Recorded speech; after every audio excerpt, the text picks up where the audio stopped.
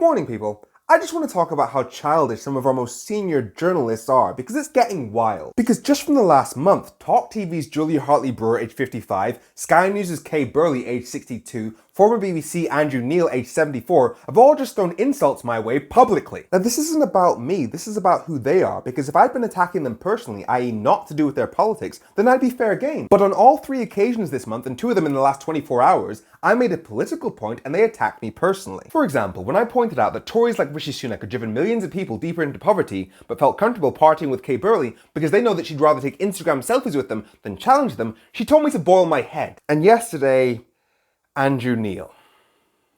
Now, the topic of trans and gender is obviously difficult because it's very subjective. It's based on the rules that society has created for men and women. Because there's a difference between sex and gender. Sex is biological, it's objective, it's physiological, it's hormonal. Whereas gender is a social construct, it's subjective, it's psychological. Now, we can claim to be against gender identification because it's based on outdated stereotypes about men and women, but only if you're consistent, because you can't say that you reject the gender constructs of society, but only shop in the men's or the women's sections of clothing shops. Because you clearly do respect the mainstream concept of gender identity, but just not when it comes to trans people. But the thing is, people who call themselves gender critical don't tend to like being called TERFs because they say that they're not transphobic. And the T and the E in TERF stands for trans exclusionary. And as I said before, this is a very difficult issue because it involves people who are subject to hate crimes, involves suicide, involves the safety of children, involves the safety of women. And so it requires and deserves a lot of nuance regardless of which side you're on. And yet here we have Andrew Neil just calling himself a transphobe. And so when I pointed out that this isn't exactly the unbiased journalism that he's claimed for years, he said that I wasn't relevant, implying that because Brexit was the thing that put me on the public stage, I'm suddenly redundant. Now, the last two times I interacted with him this summer, he was lying about Brexit, so he clearly does think it matters. Now, the first time he was trying to deny the fact that the government's official experts say that Brexit's taken 4% of our economy by damaging our trade, even though that's been public knowledge for about 2 years. The second time he tried to pretend that the country was still undecided about whether to rejoin the EU until he was called out for it. So he knows that Brexit has inflicted major damage in the economy and that the clear majority want to reverse it, which is why I said that because undoing Brexit is the biggest policy lever that anybody can pull to save the UK economy, the vast majority of the UK who oppose Brexit are the biggest game in town. By the way, do you see what I did there? He wanted to make this a 1v1 personal attack because that keeps politics petty,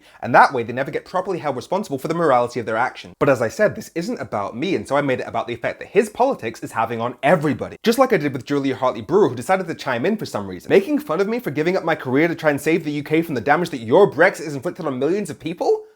Okay, these people are really just like, I am the villain of the story. These people helped bring about the economic suffering that we're all experiencing right now, and so now they're just doubling down, getting more and more toxic by the day. I really cannot wait for Gen Zs and millennials to take over the media industry, because this shit has to stop. Have a great week.